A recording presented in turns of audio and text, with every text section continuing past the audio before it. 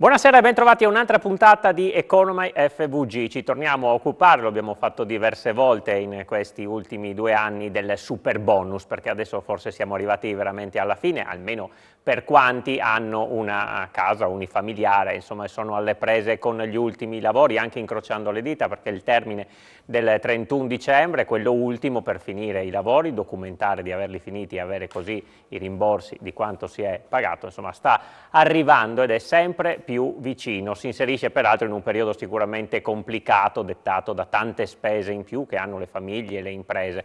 Allora questa sera vogliamo cercare di fare un punto per capire dove siamo arrivati, che cosa ci dobbiamo aspettare, cosa succederà anche dopo il 31 dicembre, chi non ce la farà ad arrivare in tempo, che cosa ne sarà dei soldi che ha investito, che magari deve restituire anche alle banche. Allora vi presento subito gli ospiti, una squadra insomma affiatata, perché molto spesso siamo ricorsi a loro per parlare di questo tema, a partire da Alberto Maria Camilotti, dottore commercialista a Udine. Buonasera Camilotti. Buonasera a voi, buonasera ai telespettatori. E buonasera anche all'avvocato Barbara Puschiasis, presidente di Consumatori Attivi e da sempre in prima linea, ecco, anche su questo fronte. Buonasera. Buonasera e grazie per l'invito. Grazie anche al segretario generale di Confartigianato Udine Gianluca Gortani, perché anche le imprese sono al centro e anche loro incrociano le dita molto spesso. Grazie Gortani. Buonasera anche da parte mia. Io partirei subito naturalmente da Camilotti, insomma, anche per darci qualche scadenziario. Abbiamo appena scavallato il 30 settembre, che era la data nella quale si doveva aver dimostrato di aver effettuato almeno il 30% dei lavori. Siamo arrivati da una proroga da giugno a settembre, insomma adesso guardiamo a fine anno, ecco, in che modo guardiamo a fine anno?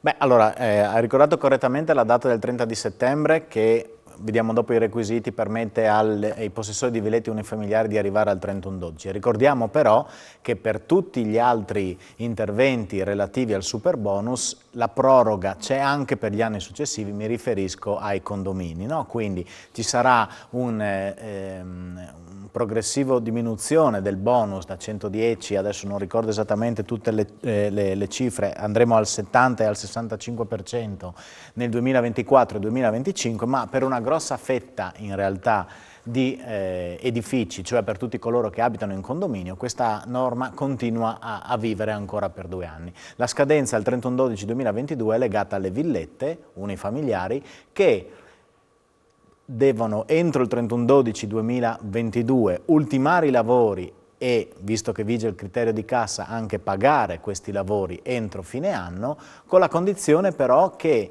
i lavori già iniziati nel corso del 2022 al 30 di settembre, cioè ieri l'altro, abbiano effettivamente i proprietari eseguito lavori. Si badi bene che poi anche la circolare uscita il 6 ottobre, quindi parliamo di una settimana fa, ha ribadito questa cosa, che entro il 30 di settembre non è importante aver pagato fatture per almeno il 30%, ma è importante che i lavori eseguiti sulle villette siano stati eseguiti almeno entro il 30%. Questa cosa deve essere provata da un'apposita asseverazione che il tecnico direttore dei lavori deve aver fatto entro il 30 di settembre e quindi non è importante, ribadiamolo, che siano stati pagati. Chi non è arrivato in tempo lì, cioè ha fatto il 25% dei lavori? Chi ha fatto il 25% dei lavori, ahimè, decade dall'agevolazione 110. Per fortuna, con la finanziaria dell'anno scorso sono state prorogate per altri 3 anni le agevolazioni del 65 e del 50%, per cui chi è a metà del guado non perde tutto, ma ha un paracadute, come avevamo ricordato qui. È stato importantissimo che l'anno scorso siano state prorogate queste 2 agevolazioni che ormai sono a regime da più di 15 anni, no? Del 50 e del 65%, per cui c'è questa via di uscita che evidentemente non è al pari del 110, ma comunque consente a chi è in cantiere in essere e non si è riuscito entro il 30 settembre a completare questo 30% di avere una via di fuga. Ecco, altra precisazione importante: entro il 31 dicembre bisogna averli fatti, pagati, bisogna anche naturalmente documentarlo, no? Si sente dire servono le foto, i video, assolutamente. Insomma, bisogna che ci sia la concretezza di averli finiti. Sì, ci vuole la concretezza. Sfatiamo un po' questa idea del video, perché è stata oggetto di numerose polemiche sia sulla stampa che fra gli operatori del settore. Allora, il video, voi sapete che la cessione del credito, quando il soggetto non ha capienza sufficiente nella propria dichiarazione, decide di cederlo, avviene attraverso tipicamente gli istituti bancari. Ogni istituto bancario si è poi appoggiato a delle piattaforme esterne per certificare questi crediti. Una di queste piattaforme esterne, di una società di consulenza, ha richiesto la prova video dell'effettivo sostenimento delle opere fatte. Dobbiamo dirlo con chiarezza, e non lo dico io perché sarei l'ultimo a poterlo dire, ma lo ha affermato pubblicamente il direttore dell'Agenzia delle Entrate, Ruffini.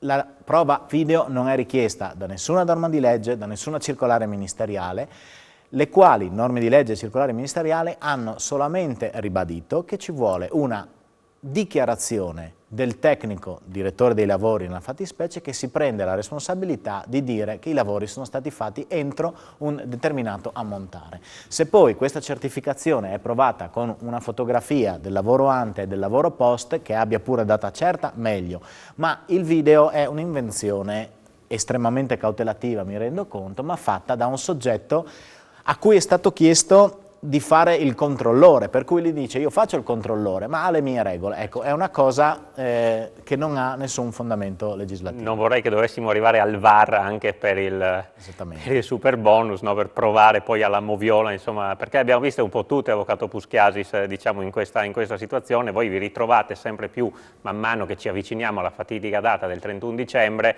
con persone che vengono da voi e che raccontano storie di ogni tipo.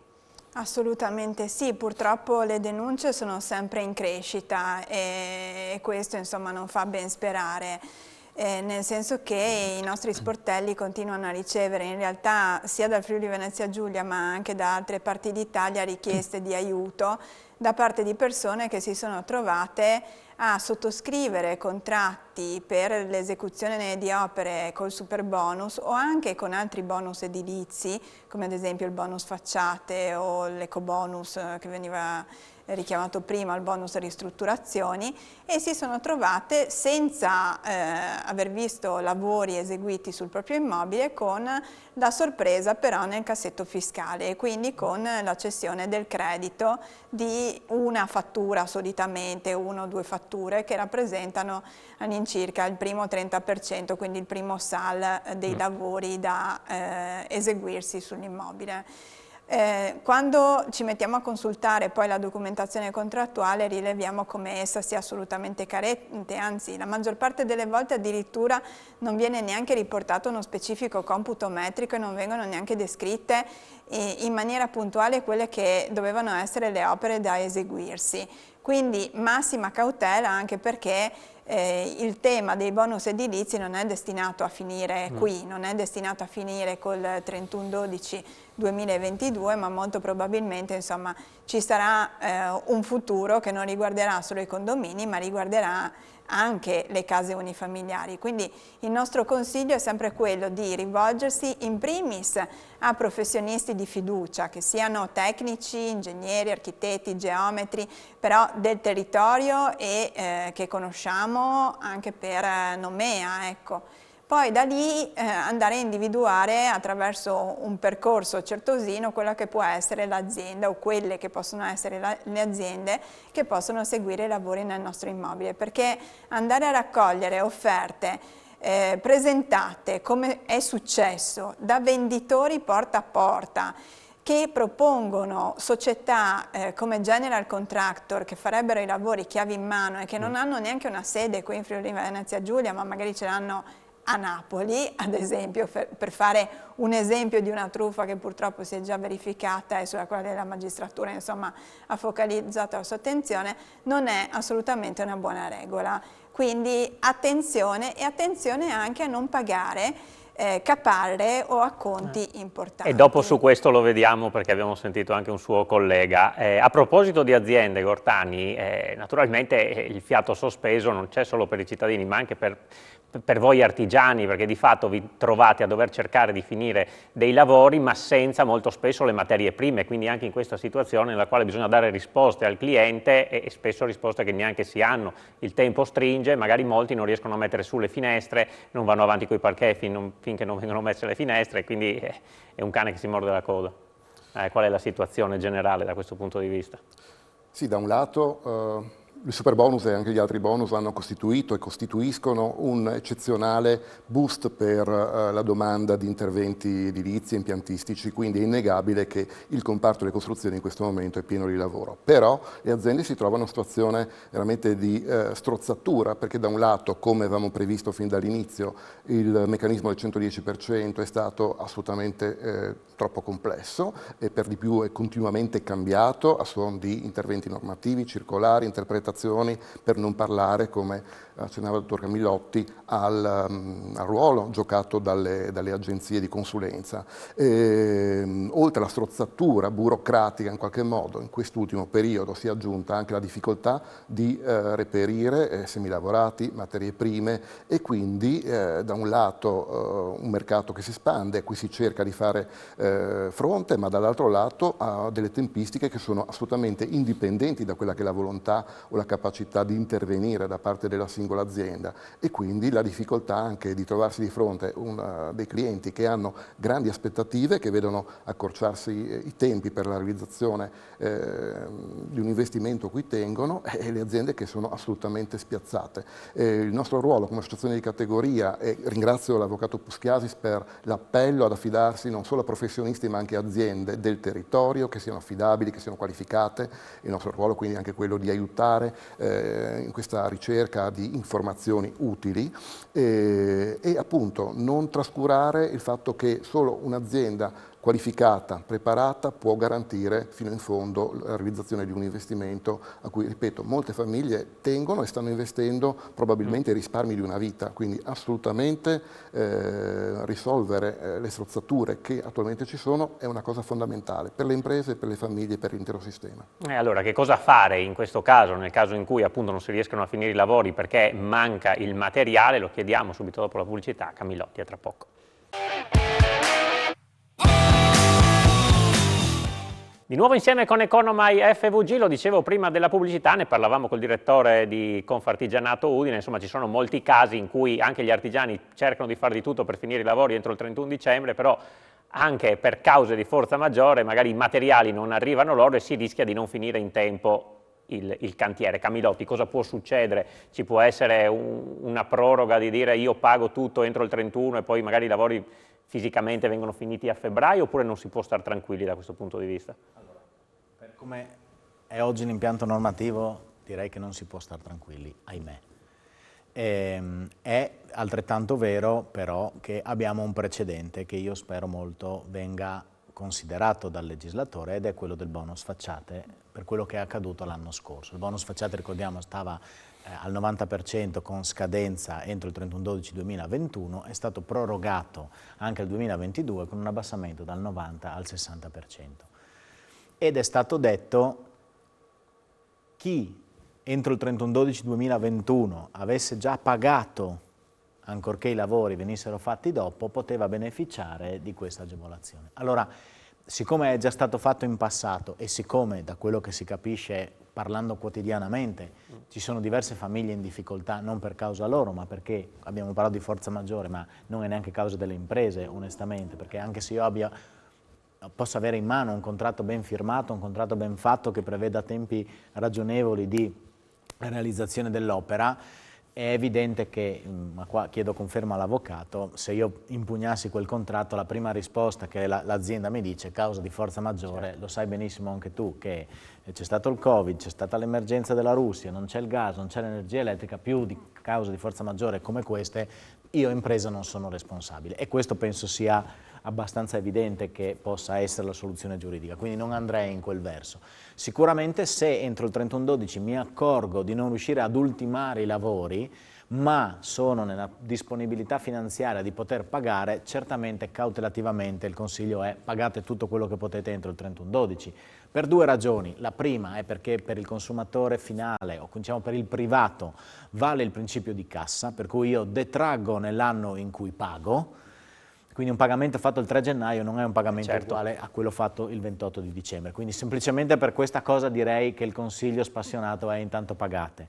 Se poi giungerà anche un provvedimento di legge che ci dirà va bene, se hai pagato entro il 31/12 e i lavori li finisci entro il 31 marzo, io Stato prendo atto che c'è uno stato di necessità di emergenza che ha portato una proroga, ma dovrei essere in grado allora di avere contratti firmati che prevedevano una consegna entro il 31/12, magari 2 PEC con l'azienda che mi conferma che non è in grado di consegnare. Non è semplice materiale, neanche uscire. Cioè, bisogna costruirsi, secondo me, negli ultimi 15 giorni di dicembre, così abbiamo portato a casa un po' di lavoro, non sapeva cosa fare in quei giorni all'avvocato, però effettivamente lì bisognerà costruirsi un impianto di prove, di tutela, certo. di tutela, per dire io ho fatto tutto quello che potevo, non è arrivato, e spero che il legislatore si renda conto che era davvero uno stato di necessità. Non mi aspetto che ci sia una proroga indiscriminata e che vengano confermate le percentuali del 110, ma probabilmente un ulteriore 30 del 6, no? Con una aliquota all'80%, purché i lavori siano stati appaltati e fatto tutto entro il 31/12 e magari anche pagati entro il 31/12, ecco, ragioniamo un momento per capire se questa cosa è realistica o meno. Allo Stato che cosa serve? Allo Stato serve entro il 31/12 avere una pianificazione finanziaria. No, voi sapete che veniamo qui spesso a commentare la legge finanziaria. La legge finanziaria sta in piedi tenendo conto di quelli che sono gli incassi, e gli incassi hanno una rigida cronologia che è il 31/12. Quindi forse allo Stato conviene. Allo Stato conviene dire, e forse far uscire anche questa notizia qualche giorno prima, se mi paghi entro il 31/12 in modo che io posso fare cassa, perché ricordiamo che poi magari su ogni fattura non c'è solo il PIL derivante dal fatturato di chi ha emesso fatture, ma c'è anche tutta l'IVA connessa. L'IVA è un'imposta comunitaria con cui lo Stato italiano va a pesare poi in termini economici nella comunità europea, quindi avere una grossa emissione di fatture nel mese di dicembre, ragionando a livello macroeconomico, è di sicuro interesse per lo Stato. Quindi dobbiamo solo che augurarci che questo ragionamento che sto facendo io venga fatto. E qui dipenderà molto dal nuovo governo. Peraltro oggi, insomma, l'insediamento nelle due Camere, parte la nuova legislatura, non ne farà più parte Luca Sud del Movimento 5 Stelle, che è stato però uno di quelli del movimento che più ha spinto per questa iniziativa del super bonus, e lo ha difeso fino alla fine. Che cosa succederà adesso? Lo staremo a vedere, però a lui abbiamo chiesto, insomma, un bilancio e qual è la sua aspettativa. Sentiamolo. Il superbonus 110%, misura che abbiamo voluto fortemente durante la pandemia, è servita a rilanciare un settore che da decenni stava subendo una crisi molto importante. Abbiamo voluto dare uno shock al settore ed è per questo che abbiamo deciso di mettere proprio la percentuale del 110%, che chiaramente non potrà durare per sempre, ma come abbiamo sempre detto come Movimento 5 Stelle, volevamo mantenerla almeno fino a fine 2023 per dare tempo ai cittadini e alle imprese di potersi organizzare appunto con i lavori.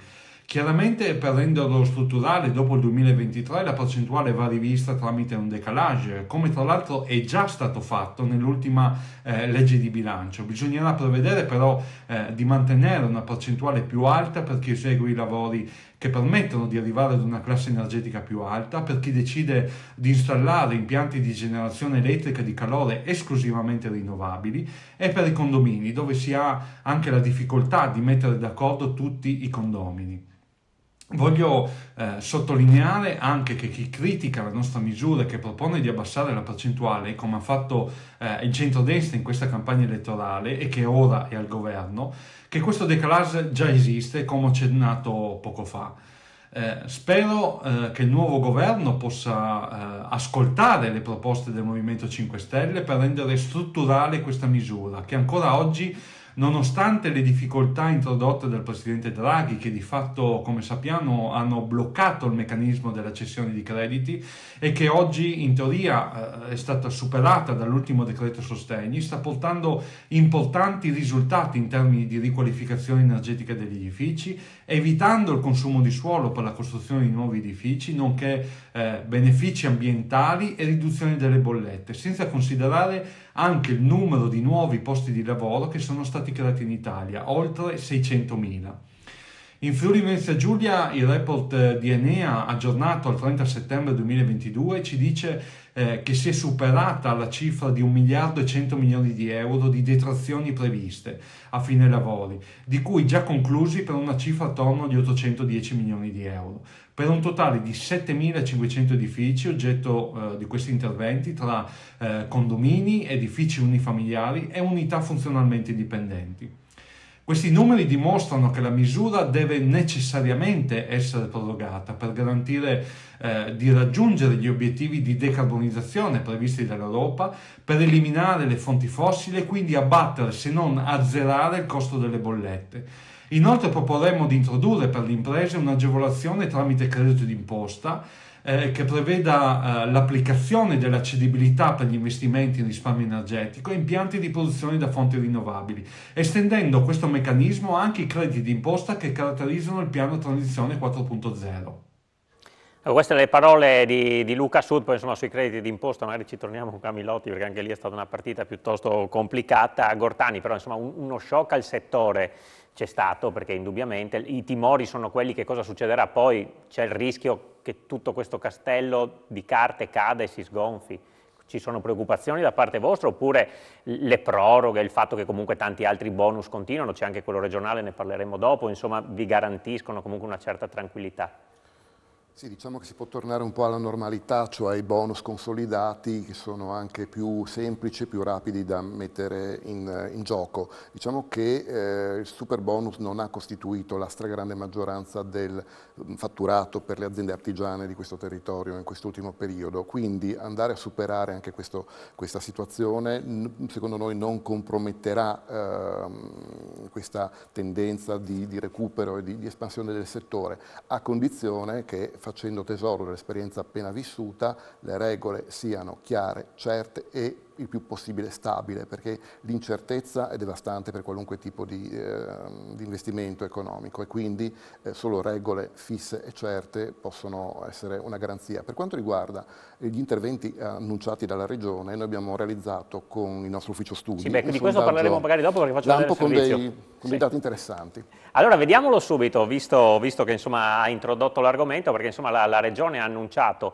proprio all'inizio di questa settimana un ecobonus da 100 milioni di euro, insomma sono molti soldi che l'amministrazione regionale mette in campo proprio sul versante dei privati per dare dei sostegni alla poter installare dei pannelli fotovoltaici, insomma tutta una serie di risparmio energetico in stile super bonus. Si tratterà ora di capire in che misura e come la Regione poi nel concreto interverrà. Allora vediamo in questo servizio. Caro Energia, e questo è il focus delle variazioni di bilancio autunnali approvate oggi dalla Giunta regionale, una partita da 165 milioni di cui 100 milioni di euro per ridurre il costo dell'energia per i privati attraverso l'installazione dei pannelli fotovoltaici. La misura verrà concretizzata il prossimo anno ma sarà retroattiva per gli ultimi mesi di questo 2022. È una misura rivolta ai cittadini privati, sarà rivolta anche ai condomini, per capirci, non soltanto alle abitazioni singole, per dare un contributo che vada sommato alle detrazioni già previste a livello nazionale e per abbattere drasticamente, se non annullare, il costo per ad esempio l'installazione di pannelli fotovoltaici e quindi un autoapprovvigionamento energetico per i nostri cittadini. Abbiamo garantito anche delle risorse importanti per evitare di bloccare i cantieri pubblici a causa dell'aumento del costo delle materie prime e quindi penso ai 10 milioni per i cantieri VAIA, penso altresì alle necessità legate ai nostri enti di decentramento amministrativo, ben 4 milioni per le scuole, oltre 5 milioni per la viabilità gestita sempre dall'EDR. A questo non sono mancate delle iniziative anche finalizzate a garantire le linee contributive già in essere, 5 milioni di euro per le piccole e medie imprese e le imprese turistiche per scorrere graduatorie, 5 milioni per il fondo di rotazione in agricoltura che è un ulteriore strumento messo a disposizione dell'emergenza che vivono anche i nostri agricoltori ed allevatori. Ecco, insomma, questo è il pacchetto, ma insomma il cuore è proprio formato dall'ecobonus. Gortani, insomma, se lo voleva commentare, visto che lo stava facendo. Sì, diciamo che abbiamo testato in termini molto rapidi quello che è l'atteggiamento delle imprese nei confronti di questi provvedimenti che la Regione sta varando. C'è quello da 100 milioni di euro a cui si è appena fatto cenno, ma c'è stato anche già in sede di assestamento di bilancio l'intervento con uno stanziamento minimo, diciamo per memoria, di 2 milioni di euro a favore delle micro, piccole e medie imprese che realizzano impianti, in particolare i fotovoltaici, mosaico e di accumulo nel proprio stabilimento. È solo un segnale in qualche modo, quindi crediamo che poi alcune risorse verranno aggiunte a questo intervento. Ecco, di fronte a questo quadro il nostro sondaggio lampo sulle imprese, hanno risposto diverse decine di imprese artigiane del manifatturiero, è stato decisamente positivo, nel senso che abbiamo chiesto una valutazione da 1 a 5 su questi interventi regionali, la media è stata 4 e 5, decisamente una forte aspettativa rispetto alla capacità della Regione di potenziare quelli che sono anche gli interventi statali, quindi grandi speranze, grandi aspettative da parte degli operatori, anche di piccole e piccolissime dimensioni. Speriamo che poi il meccanismo sia meno ingarbugliato di quello che è stato quello del superbonus. Ci fermiamo per la pubblicità, restate con noi a tra poco.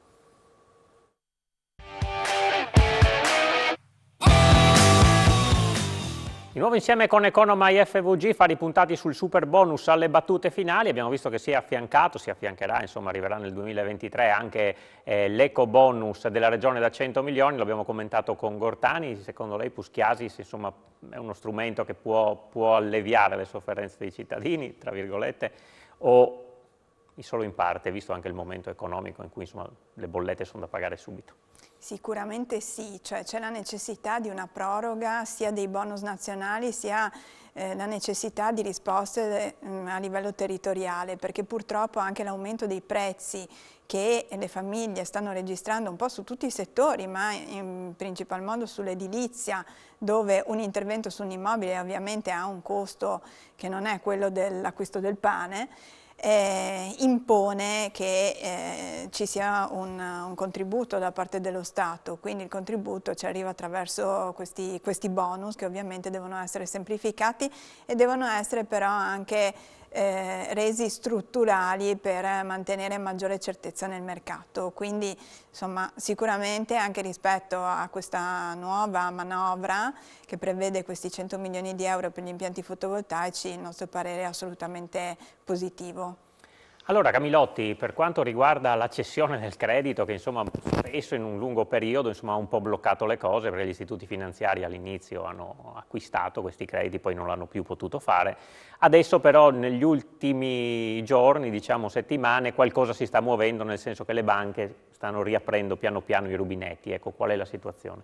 Allora, su questo tema vorrei fare un discorso che ha due piani. Il primo è quello legislativo e delle circolari ministeriali, l'ultima è del 6 ottobre 2022, quindi ieri l'altro, una circolare molto importante, la numero 33, che non potremo qui commentare in tutta la sua interezza, ma che invito a leggere chi avesse problemi in tal senso o a rivolgersi ai professionisti del settore, perché ha aperto diverse porte che fino ad oggi erano chiuse. L'altro aspetto di cui vorrei fare cenno è relativo al fatto che si è ingenerato, secondo me,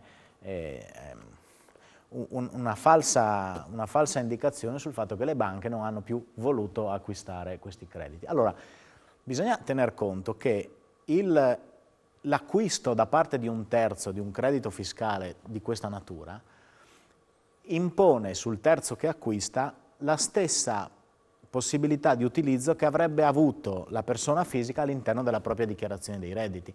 Quindi, visto l'enorme successo o comunque visto il grande numero di pratiche che sono state eseguite, il sistema bancario ha comprato fino a quando ha potuto. Però se una banca sa di poter utilizzare questi crediti in compensazione fino a un certo limite, 1000, perché in un anno paga 1000 fra IVA, tasse, contributi, imposte, raggiunto il limite di 1000 non può fisicamente comprare perché non è un ente di beneficenza e quindi non compra per non poter utilizzare. Quindi quello che si è verificato allo stop non è tanto perché era complicato, perché la norma, perché c'era il divieto, è che una volta che il cassetto fiscale della banca si è riempito, più di quello non poteva... Questo però rende bene anche l'idea di che enormità di cifre ruotino attorno al superbonus, nel senso che se le banche finiscono, no, tutta la possibilità. Quello che è successo nel sistema è stato un blocco alle successive rivendite, perché la banca può comprare, rendersi conto di aver riempito il cassetto e poi vendere all'avvocato Puschiasis una fettina di quei crediti che a sua volta l'avvocato Puschiasis poi usa nella sua dichiarazione. Un altro elemento che è stato poco capito e che secondo me oggi dovrebbe essere fondamentalmente pubblicizzato e diffuso, e mi rivolgo soprattutto al mondo delle imprese, è quello che la prima cessione del credito, cioè io che faccio i lavori a casa mia e decido di cederlo, quella prima cessione non devo obbligatoriamente farla a un ente finanziario o a una banca, la posso fare a chiunque, ad un'altra impresa, ad un'altra SRL, a un'altra SPA, a mio papà, a mio cugino, al mio amico, è libera. Sono le cessioni successive, dalla seconda alla terza fino alla quarta, che devono stare dentro il canale bancario e, come da ultime modifiche, la quarta di nuovo poter tornare nel mondo delle imprese. Quindi oggi è importante perché evidentemente ci sono imprese che hanno centinaia di migliaia di euro da pagare ogni mese. Il problema è capire per queste imprese di dove poter andare a comprare certi crediti. Oggi alcune banche, la più grande che abbiamo a livello nazionale, ha messo in piedi delle cessioni frazionate, cioè degli accordi fatti con le grandi imprese a dire: io ti metto a disposizione un plafond di 4 milioni, non me li dai tutti subito, ogni mese quando presenti il tuo F24 e sai che devi allo Stato 110.000 euro per questo mese, vieni da me banca, io ti vendo 110.000 euro che me li pagherai un pochino in meno e tu compensi a zero il tuo F24, ma lo fai quando ti serve. Ecco, questa rete deve diffondersi secondo me a macchia d'olio, perché è questo che rinnesca tutto il meccanismo, svuota i crediti fiscali delle banche, no? Ma ci dovrebbe essere un meccanismo fra imprese, cioè c'è l'artigiano che ha fatto lo sconto in fattura e che è pieno di crediti fiscali, ma ci sarà ben l'artigiano che paga l'IVA ogni mese. Certo. Dovrebbe esserci una piattaforma, non so cosa, che metta in comunicazione chi ha tanti crediti fiscali e chi ha debiti fiscali. Poi la contrattazione privata va bene, ma questo è un discorso, io volevo dare questo messaggio che è importante per il mondo delle imprese. Risolverebbe qualche problema, no Gortani? È possibile, cioè il ragionamento che fa Camilotti, insomma, non fa una piega, nel senso che compenserebbe i due mondi. Certo, bisogna tenere conto del fatto che quello che vale per le banche vale anche per le imprese, soprattutto quelle piccole, quindi la capienza del cassetto fiscale è quella che è per alcune aziende, soprattutto in una situazione come questa in cui ci sono settori che vanno bene come l'edilizia, ma altri settori che invece sono veramente in sofferenza, quindi è vero è che invece grandi realtà industriali e di servizio hanno dei cassetti fiscali decisamente interessanti, quindi sì, è una giusta stimolazione quella del dottor Camilotti. Cioè. Un'altra cosa importante che troviamo in questa circolare è aver messo nero su bianco da parte dell'amministrazione finanziaria che la solidarietà in caso di truffe fra il soggetto che ha generato il credito e il soggetto che l'ha comprato esiste solo nel caso, per il soggetto che l'ha comprato,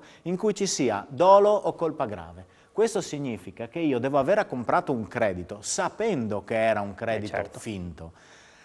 Perché dolo e colpa grave significa proprio che ci siamo messi d'accordo e abbiamo fatto. Quindi, tornando al mio discorso precedente, una volta che io ho un'azienda che ha le asseverazioni del tecnico, le certificazioni dei lavori eseguiti e il visto di conformità di un professionista, devo essere anche un po' coraggioso, con forza abbastanza certo che compro bene quel credito e che l'Agenzia delle Entrate mai tornerà da me, perché dimostrare che è stata una colpa lieve, che sarebbe l'unico caso per cui la solidarietà c'è fra cessionario e cedente del credito, è difficile, perché se io ho messo in fila tutte le cose che ho detto e che ci devono essere perché un'operazione di superbonus sia fatta bene, io compro sempre bene quel credito. Non bisogna avere nel mercato la paura di comprare un credito che non sia un buon credito. Le truffe ci sono prima, cioè ci sono quando il credito viene generato perché non è stata fatta l'operazione. Questa è un'altra cosa chiarita dalla circolare: dolo e colpa grave escludono la responsabilità solidale. L'ulteriore cosa che è stata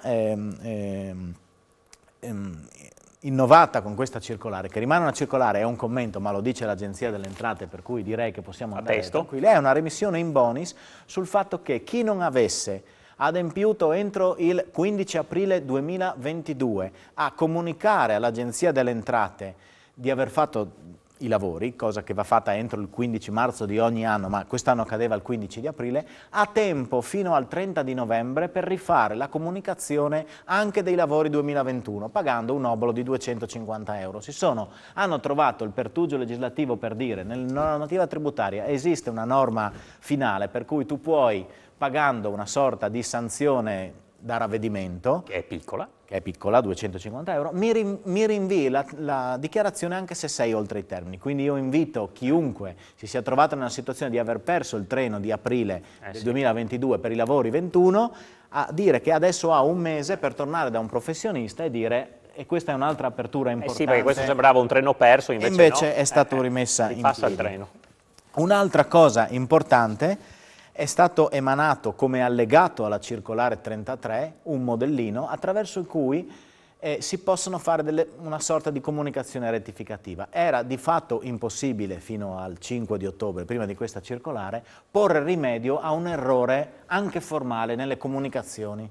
Questi per gli operatori, come il commercialista che faceva l'invio, era veramente un'ansia da prestazione incredibile, perché se tu sbagliavi una virgola, la comunicazione era sbagliata e non c'era modo di rettificarla. Oggi hanno aperto una casella di posta elettronica, che la leggo testualmente per evitare di sbagliare, che si chiama, tutta una parola, annullamento accettazione crediti, tutta una parola, @pec.agenziaentrate.it.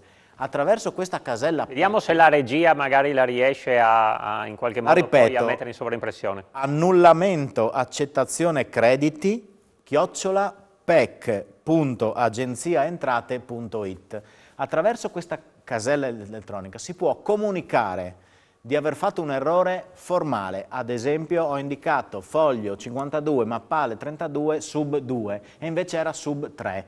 Non cambia la sostanza, i lavori li ho fatti, ho pagato con bonifico, ho la certificazione dell'Enea, ho la certificazione del tecnico, è tutto bene. Io posso comunicare a questa casella PEC di aver fatto quell'errore e questo mi salverà quando ci sarà il controllo, perché io mi sono autodenunciato di aver fatto quell'errore. Non sostituisco la comunicazione, rimane quella, ma prima che mi scoprano ho detto io qual era l'errore e questo mi salverà in caso di futuro controllo. Sì, voglio dire, non era una terra, proprio un errore in questo caso. Era un errore. Allora, è stato detto chiaramente che questa possibilità di correzione c'è per tutti quegli errori che vengono definiti formali, ossia non incidono sulla sostanza della spettanza del diritto alla detrazione. Ok?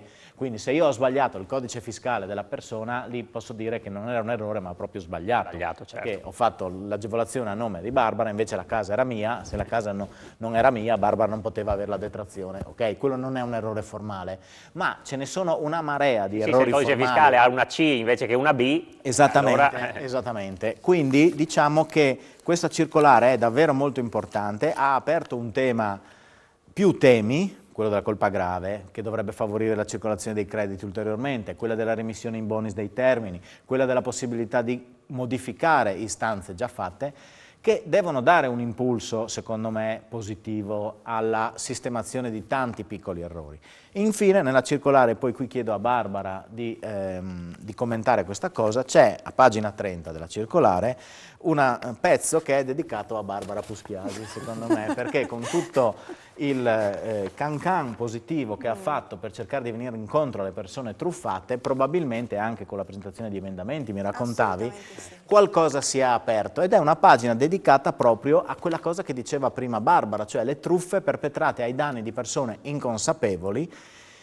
Vi leggo il testo per farvi capire quanto deve essere grave il problema, no, per tante persone e quanto in qualche modo l'Agenzia delle Entrate stia dimostrando di aver capito che c'è una truffa. E dice: ciò premesso, tutte le 30 pagine che stanno prima, qualora il contribuente ritenga che sia stata inviata a suo nome, in qualità di titolare della detrazione, una comunicazione di cessione del credito non spettante, deve denunciare l'accaduto all'autorità giudiziaria. Barbara mi dirà: va bene, l'abbiamo stradenunciato, però è la prima volta che viene messo nero su bianco che esiste questa possibilità che il contribuente sia stato truffato, perché fino a prima del 6 ottobre la risposta che dovevamo dare è: se tu hai firmato in bianco una carta e qualcuno ti ha spedito la comunicazione, purtroppo la legge non ammette ignoranza e hai fatto una firma che non dovevi fare. In realtà questa è un'apertura importante di nuovo, no? Vai a denunciarlo.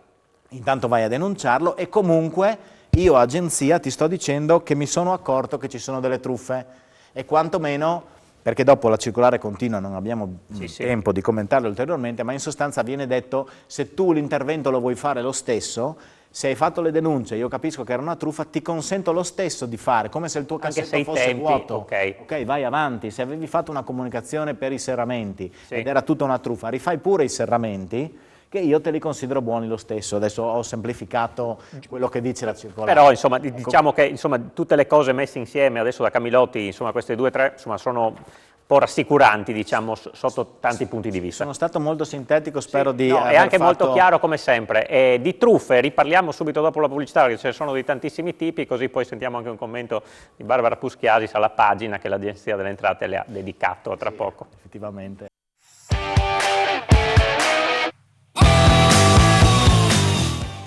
Ultima parte di Economy FVG e ultima parte d'anno anche dedicata al super bonus, perché insomma il 31 dicembre bisogna chiudere i cantieri, insomma ne abbiamo discusso con i nostri ospiti, insomma sicuramente il super bonus è stata poi una manovra che ha aiutato molto l'economia. Abbiamo sentito anche i numeri che ha dato Luca Su del Movimento 5 Stelle, che insomma ci danno la dimensione, 1 miliardo insomma, per la nostra regione. E ci sono però, insomma, l'abbiamo detto anche prima, tante truffe e molti furbi che insomma si sono inseriti all'interno di questo meccanismo che alle volte insomma già non era stato pensato in maniera lineare dall'inizio. Abbiamo sentito un avvocato pordenonese, l'avvocato Andrea Cabibbo, che ci ha insomma raccontato quelle che sono le situazioni che arrivano sul suo tavolo, altre ce le ha raccontate l'avvocato Puschiasis prima, sentiamo allora.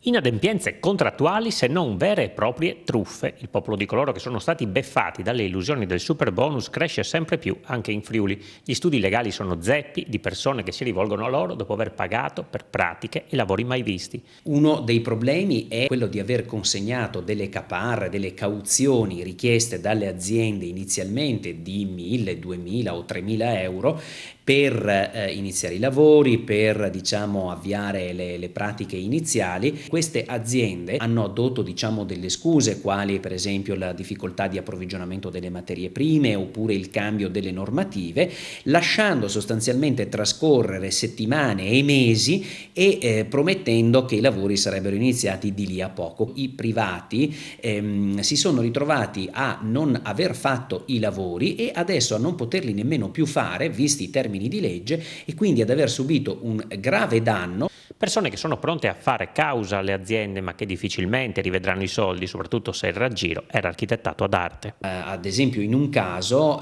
qui della zona di Pordenone il cliente mi ha riferito che la ditta è arrivata scaricando il materiale che doveva essere in teoria utilizzato per fare i lavori nel giardino di casa, fatto alcune foto e poi ricaricato il materiale sul furgone per sparire poi per sempre. Questo naturalmente denota un artificio o un raggiro e quindi una vera e propria truffa, che però va denunciata entro 3 mesi dalla scoperta del danno. Ecco, avvocato Puschiasis, insomma, anche questo esempio insomma, ci fa capire di come tanti furbi si siano veramente inseriti in questo meccanismo, e poi insomma, come diceva Camilotti prima della pubblicità, con quella pagina dell'Agenzia delle Entrate, insomma anche la certificazione sul fatto che anche lo Stato di fatto è conscio che questo sta succedendo. Sì, fa piacere appunto che sia stato recepito, seppur in una circolare, quello che andiamo a denunciare ormai da 2 anni, quindi tempo ne è passato. Spiace che la circolare arrivi solo ora, ma insomma è un grande passo sicuramente. Il problema che tutte queste persone si sono trovate ad affrontare era come eventualmente proseguire i lavori nel momento in cui l'azienda ne aveva lasciato un cantiere praticamente abbandonato, quindi con un cappotto non completato e magari anche con un'impalcatura a metà nel cortile di casa, oppure come effettivamente andare a iniziare e concludere con un'altra azienda tutti questi lavori.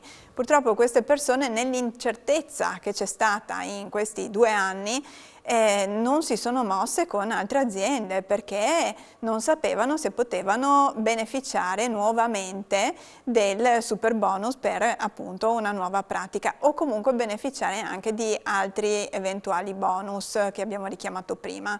Questa circolare sembrerebbe appunto chiarire questo aspetto e sembrerebbe dare quindi una risposta, cioè la possibilità, nel caso in cui il contribuente sia stato vittima di una truffa, truffa, di poter riaprire, ecco, la speranza di effettuare questi lavori con il 110%. Ricordo però che la maggior parte dei casi riguarda le case unifamiliari, quindi con una scadenza che è assolutamente prossima e pertanto non ci sono neanche i tempi per poter organizzarsi, quindi reperire ormai una nuova azienda, eccetera, per concludere i lavori.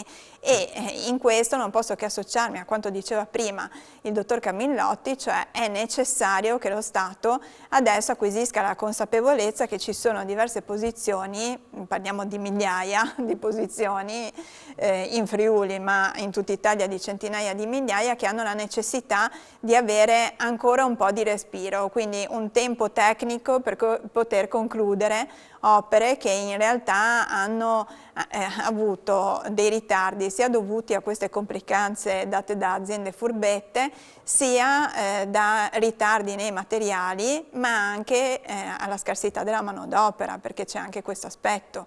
Purtroppo, come veniva ricordato, le aziende si sono trovate con questa bomba che è scoppiata in mano, hanno raccolto tantissimi contratti con la difficoltà poi di farne fronte.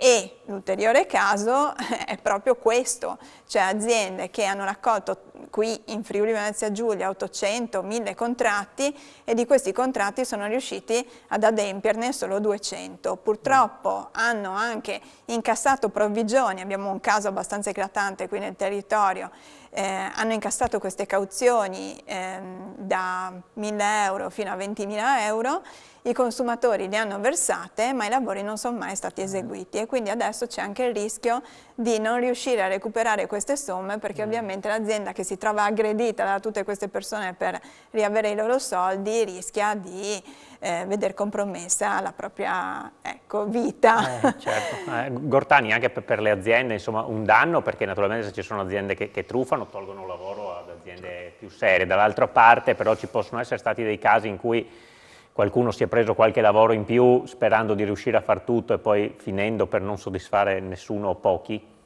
Ci può essere anche questo fenomeno, ma soprattutto quello per cui molti artigiani sono vittime essi stessi del sistema, perché si sono trovati a acquisire dei lavori in subfornitura e non si trovano sostanzialmente al di fuori della possibilità di controllare la dinamica del contratto e quindi vittime essi stessi di questo meccanismo.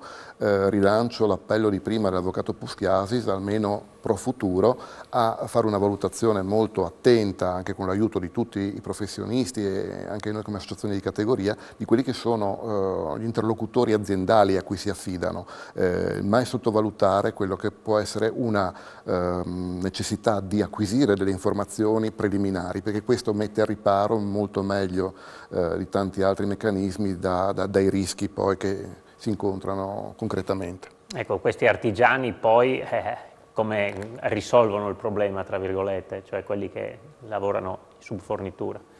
Allora, quelli che hanno incamerato dei crediti, come si diceva prima, vedono un passo avanti. Confartigianato è stata in prima linea per ottenere anche questo chiarimento sul fatto del dolo della colpa grave come meccanismo che non deve bloccare la cessione dei crediti, e anche nel caso dei rapporti tra subfornitore e azienda committente, se la situazione si è già manifestata, rivolgersi a uno sportello legale affidabile per far valere la propria posizione. Questo è l'unico meccanismo concretamente attivabile.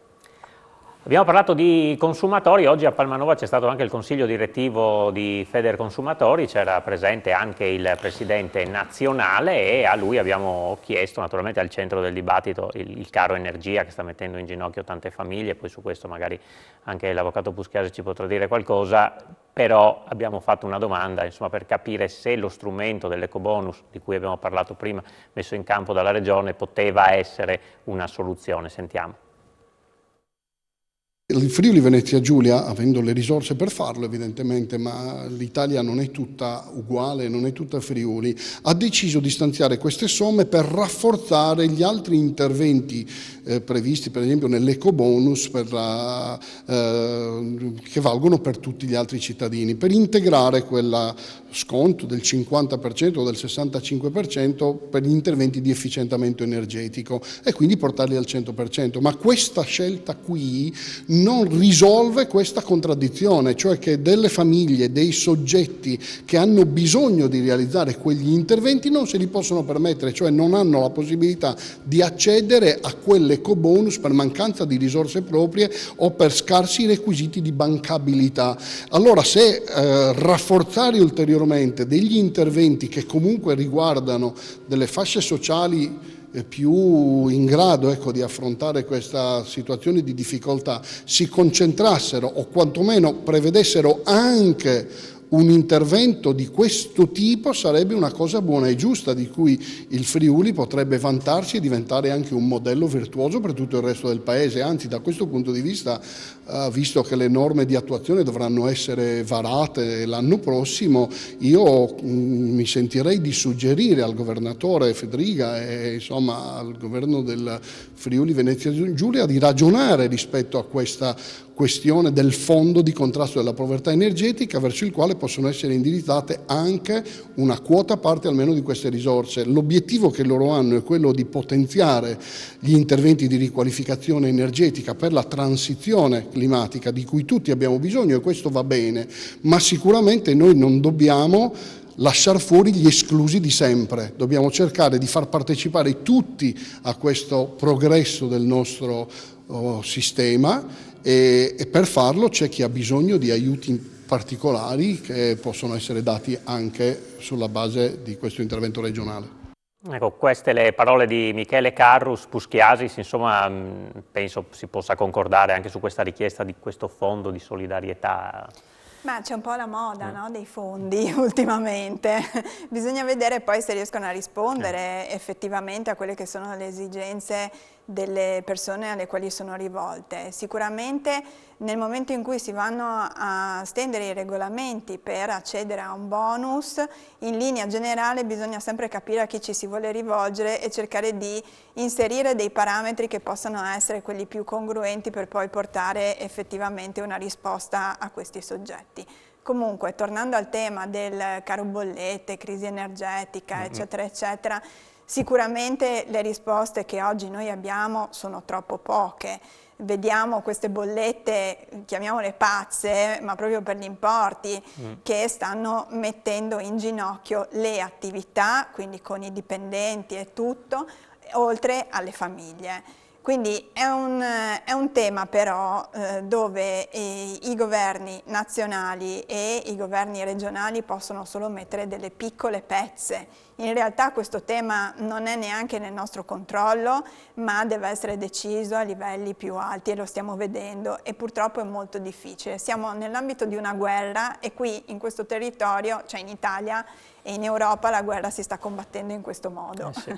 Quindi possiamo parlare di fondi, possiamo parlare di tavoli, ma alla fine forse tanto tempo per pensare a fondi che siano funzionali e per trovarsi nei tavoli può essere anche sprecato fino a che non arriva una risposta dall'alto. Eh sì, e questa risposta naturalmente la dovremmo aspettare, sperando che sia positiva, ma insomma i tempi non sembrano sicuramente stretti. Grazie all'avvocato Barbara Puschiasis, grazie ad Alberto Maria Camilotti, grazie a Gianluca Gortani, direttore di Confartigianato Udine, per essere stati con noi questa sera, per averci dato una mano come sempre a capirne di più su questo tema ingarbugliato del super bonus. Credo, Camilotti, che ci torneremo su. Va bene. Grazie ancora, grazie ai tecnici in regia, Gian Domenico Ricci e Chiara Miscoria, grazie a voi per averci seguito. Economai FVG ritorna giovedì prossimo, buona serata.